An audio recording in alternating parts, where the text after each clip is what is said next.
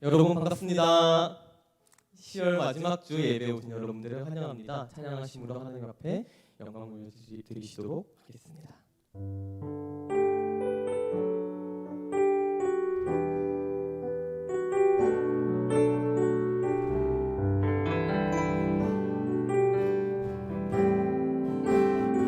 당신은 하나님의 거룩한 성전, 당신은 하나님의 거룩한 성전, 그 안에 주 성령 계시네. 당신을 통하여서 하나님 나라 이 땅 위에 이루어지리. 당신은 하나님의 거룩한 성전, 당신은 하나님의 거룩한 성전, 그 안에 주 성령 계시네. 당신을 통하여서 하나님 나라 이 땅 위에 이루어지리. 내 몸은 하나님의 거룩한 신부, 내 몸은 하나님의 거룩한 신부, 내 안에 주 성령 계시네. 아멘. 내 몸을 통하여서 내 몸을 통하여서 하나님 나라 이 땅 위에 이루어지리. 우리는 하나님의 거룩한 교회, 우리는 하나님의 거룩한 교회, 우리 안에 주 성령 계시네. 우리를 통하여서 하나님 나라, 우리를 통하여서 하나님 나라 이 땅 위에 이루어지리. 마지막으로 우리는 하나님의 거룩한 교회, 우리는 하나님의 거룩한 교회, 우리 안에 주 성령 계시네. 우리를 통하여서 우리를 통하여서 하나님 나라 이 땅 위에 이루어지리. 아멘. 이 세상의 부유함보다 함께 찬양하시면서 부유함보다 귀하신 하나님을 찬양하도록 하겠습니다.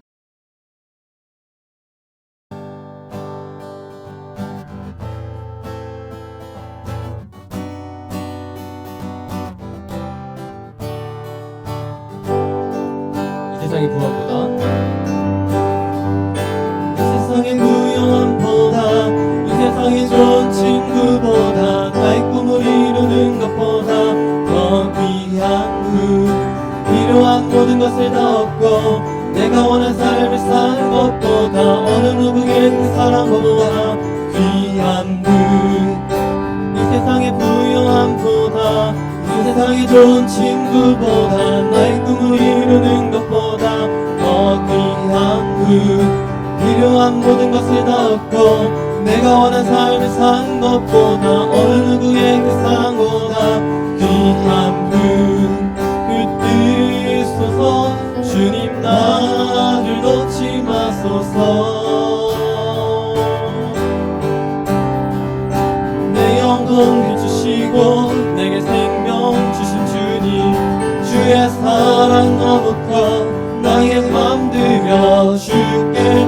주님만 영원히 사랑해, 나의 사랑 멈추지 않으리. 주님만 영원히 사랑해, 나의 사랑 멈추지 않으리. 주님만 영원히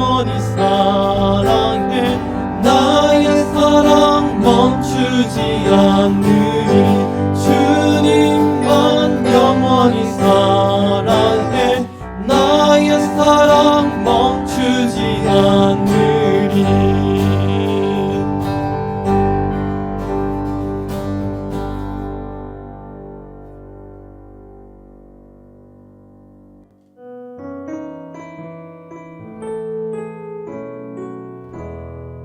삶의 작은 일에도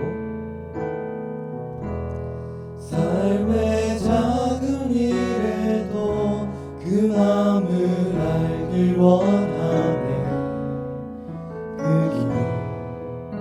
그 좁은 길로 가길 원해 나의 작음을 알고 그분의 크심을 알며 소망 그 깊은 길로 가길 원하네 저 높이 솟아야 되거나 저 높이 솟은 산이 되기보다 여기 오름직한 동산이 되길 내 가는 길만 비추기보다는 누군가의 길을 비춰준다면 내가 노래하듯이 내가 노래하듯이 또 내가 얘기하듯이 살기 난 그렇게 죽기 원하네 삶의 한 절이라도 그분을 닮길 원하네 사랑 그 높은 길로 가길 원하네 내가 노래하듯이 또 내가 얘기하듯이 살기 난 그렇게 죽길 원하네 삶의 한 절이라도 그분을 닮길 원하네 사랑 그 좁은 길로 가길 원하네 그 깊은 길로 가길 원하네 그 깊은 길로 가길 원하네 그 높은 길로 가길 원하네 그 높은 길로 가길 원하네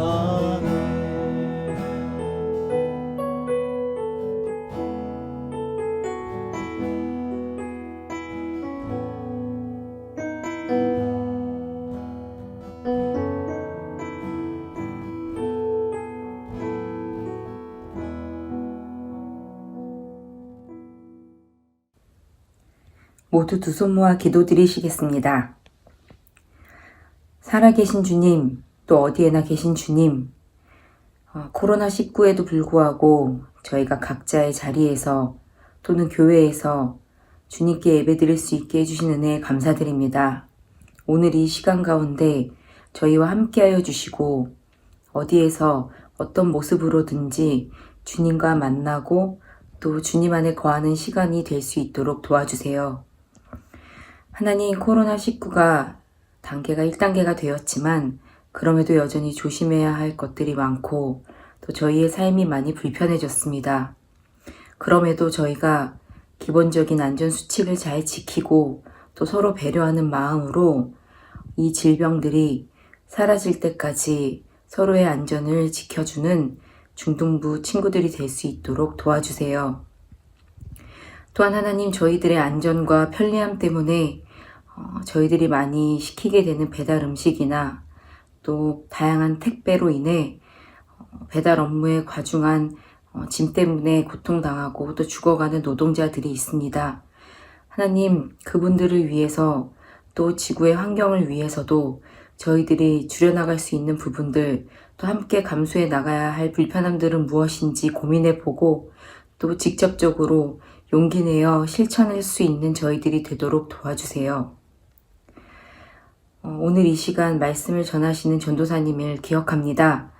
전도사님의 말씀 가운데 저희들이 하나님의 음성을 듣고 또 하나님의 음성을 통해 저희들의 마음과 생각이 변화될 수 있도록 주님 도와주시고 함께해 주세요.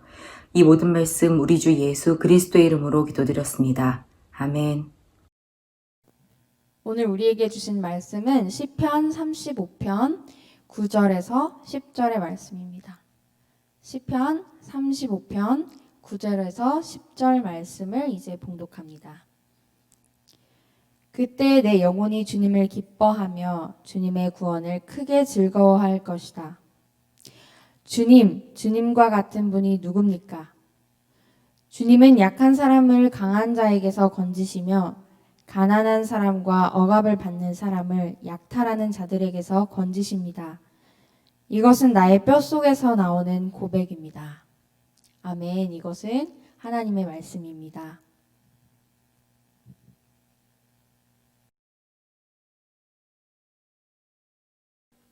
바이럴 마케팅, 바이럴이란 용어를 들어보셨나요? 동네 맛집이 입소문을 타고 유명세를 얻는 것처럼 바이럴 마케팅은 이메일이나 페이스북, 인스타그램 같은 소셜 네트워크를 통해서 유명하게 되도록 만듭니다. 세세하게 뜯어보면 입소문과는 조금 다르긴 하지만 어쨌든 주변에서 눈에 자주 밟히고 자꾸 귀에 들리게끔 하면서 자연스럽게 확산되게끔 하는 홍보 방법이 바이럴 마케팅입니다. 바이럴 마케팅에 자주 노출되다 보면 어느새 페이스북에 올라왔던 그 식당, 그 장소가 내 인생 맛집이라고 생각을 하게 되고 영어가 안 되면 시온스쿨을 가야 할 것 같고 조정석을 보면 야나두를 해야 할 것 같은 마음이 듭니다. 그러다 진짜 그 식당이 있는 동네를 가면 그 식당을 검색해 보게 되고 영어 회화를 배워야겠다 싶으면 나도 모르는 사이에 시온스쿨과 야나두를 검색해 보고 있는 자신을 발견할 수 있습니다. 어느 홍보나 그렇듯 기대가 큰 만큼 실망도 커집니다. 저렇게 유명해진 곳들을 막상 가보면은 생각보다 그렇게 맛있지 않거나 앉을 자리가 되게 불편한 곳이었어 라는 식으로 장점보다 단점이 훨씬 많은 경우를 경험합니다. 바닥하던 멀쩡이구나. 이런 바이럴 마케팅에 배신을 당하는 경험이 차곡차곡 쌓이다 보면 그런 정보들이 올라올 때마다 자연스럽게 의심부터 하게 됩니다. 그러다가 핀트가 딱 상하는 때가 한순간이 다가오게 됩니다. 언제냐? 내가 저번에 갔을 때 엄청 맛이 없는 집이었는데 꼭 가봐야 할 인생 맛집 탑 10에 올라가 있는 겁니다. 이 내용을 보게 되는 순간부터 이 페이지에 올라오는 모든 글들은 내 피부에 와닿지 않는 내용들이 됩니다. 그러면 자연스럽게 좋아요를 취소하게 되고 구독을 취소하게 되는 거죠. 그런데 기대했던 만큼 그거보다 훨씬 더 맛있었어요. 너무 맛있었어. 내 인생 식당이 맞아. 그러다 우연하게 친구가 이렇게 페북을 슬슬 보다가 이렇게 열심히 보다가 그 집을 보고서는 나한테 연락을 했어요. 야, 너 저번에 여기 한번 가봤다며 어땠냐? 얘기를 했어요. 그러면은 제가 어떻게 할까요? 그때부터 이 맛집을 충실하게 간증합니다. 어디서부터 뭐가 맛있었고 가격은 어떻고 가성비는 어떻고 적성이 얼마나 좋고 엄청난 이런 간증거리들을 풀어놓게 됩니다. 여기는 꼭 가보셔야 합니다. 안 가면 후회하신다. 식당에서 돈 한 푼 받는 것도 아니면서 친구의 마음에 와닿을 때까지 2번 먹으라고 이렇게 열심히 홍보하게 됩니다. 바이럴 마케팅까지는 아니지만 바이럴 마케팅과 비슷한 방식으로 우리의 생각을 지배하는 것이 있습니다. 바로 노래입니다. 우리는 우리가 자주 듣는 노래처럼 생각하게 됩니다. 예를 들어서 어떤 노래에서 사랑이 아주 좋은 거래요. 막 핑크핑크하고 하하고 막 이렇게 하는 거라고 얘기를 한다면 그런 모습이 아니면 마치 사랑이 아닌 것처럼 여겨지게 된다는 거죠. 우리가 그렇게 생각을 하게 된다는 겁니다. 진짜로 그런가? 여러분들이 동의를 하게 되시는지 잘 모르겠습니다. 반은 맞고 반은 틀릴 겁니다. 왜냐? 내 경험이랑 잘 맞아떨어지는 어떤 얘기, 어떤 노래는 막 감탄이 돼요. 야, 노래가 내 얘기를 하고 있어. 막 감동이 돼요. 어머 어떡해. 막 이렇게 하면서 막 감동이 되고 이제 이 노래를 두 번, 세 번 막 반복을 해서 듣기도 하게 됩니다. 근데 자주 듣기는 하지만 딱히 공감 가는 내용은 아닌 그런 노래를 들으면 어떤가요? 그래, 가사니까 그럴 수 있어. 노래도 운율 있는 시라고 했으니까 그래, 엄청 와닿진 않더라도 이 정도는 시적 허용으로 봐준다. 뭐 그런 이야기를 할 수 있지 않을까 싶습니다. 시편에 대한 설교가 돌아왔습니다. 시편이 제가 뭐라고 말씀드렸는지 혹시 기억나시는 분 계실지 모르겠습니다. 노래방에 있을 만한 그런 노래집이라고 이야기를 했죠. 오늘 본문 말씀도 노래입니다. 노래방 가면 꼭 발라드만 부르는 친구, 꼭 아이돌곡만 부르는 친구, 댄스곡만 부르는 친구, 여러 친구들 있죠. 그런데 오늘은 다윗이 부릅니다. 아, 이 친구가 또 쫓기구나, 또 어려운 상황에 처했구나, 이 생각을 할 수 있게 되는 거죠. 이제 식상하게 짐작할 만합니다. 이쯤 되면 무슨 얘기가 나올지 뻔해요. 식상한 느낌이 드는 것도 당연합니다. 자, 서론. 힘든 상황이 있어요. 하나님, 나 정말 너무 힘듭니다. 그리고 본론, 원수들의 손에서 나를 건져 주십시오. 결론, 그러면 나는 하나님을 찬양하겠습니다. 자, 그럼 우리가 함께 읽은 본문은 어느 본문에 속하게 될까요? 하나님을 찬양하는 내용, 결론의 내용들이 기록되어 있습니다. 자, 그럼 여기서 질문. 이 본문의 내용이 여러분들에게 와 닿으시는가요? 다윗이 고백하는 하나님의 특징과 하나님의 모습이 내게 와닿는 내용인지 나름대로 한번 생각해 보시면 좋을 것 같습니다. 보통은 잘 모르겠다 혹은 글쎄요 라는 반응을 보이실 것 같습니다. 별로 피부에 와닿는 내용은 아닌데요 하실 것 같아요. 그 이유에는 여러 이유가 있겠지만 아마 성경에 이런 표현이 여러 번 등장했었기 때문에, 우리가 시편을 여러 번 같이 나눴기 때문에, 뭐 아니면은 내가 다윗이 아니기 때문에, 혹은 다윗과 비슷한 상황에 처해 있지 않기 때문에 이 고백들이 나에게는 와닿지 않는 고백이 되어지는 것 같습니다. 맞습니다. 성경에 이런 표현들이 다양하게 등장합니다. 내가 그렇게 공감 가지 않는 노래를 들을 때 어떤 시적 허용처럼 노래니까 그럴 수 있어, 가사니까 그럴 수 있어 하는 것처럼 하나님에 대한 묘사가 자주 등장하고, 곤란한 상황에 빠졌던 다윗이나 뭐 다른 여러 사람들이 하나님을 찬양한 내용들이 아주 습관적으로 뻔하고 식상하게 등장하는 게 성경의 내용입니다. 자, 그런데 여러분, 이 내용들이 뻔하고 식상하게 여겨진다면 우리는 우리가 드렸던 찬양들과 우리의 마음을 다시 생각해 볼 필요가 있습니다. 여태 함께 했던 찬양들이 과연 우리 피부에 와닿는 이야기였는가, 노래였는가, 정말 하나님께 찬양을 드린다라고 했었는데 드리는 노래였는가 생각해 보셔야 합니다. 어떤 걸 보면서요? 지금 여러분들의 모습과 지금까지 살아왔던 이전의 생활들을 보면서요, 나는 하나님께 이 노래를 드리고 있는가? 정말 피부에 와닿는 노래, 내 진정으로 드리는 노래인가? 생각해 보셔야 한다는 거죠. 부유함보다 하나님이 더 낫다고 함께 노래했습니다. 근데 정작 부유하게 될 기회와 하나님 사이에서 저울질해야 하는 상황이 닥쳤을 때 나는 흔들림 없이 하나님을 선택할 수 있을 것인가?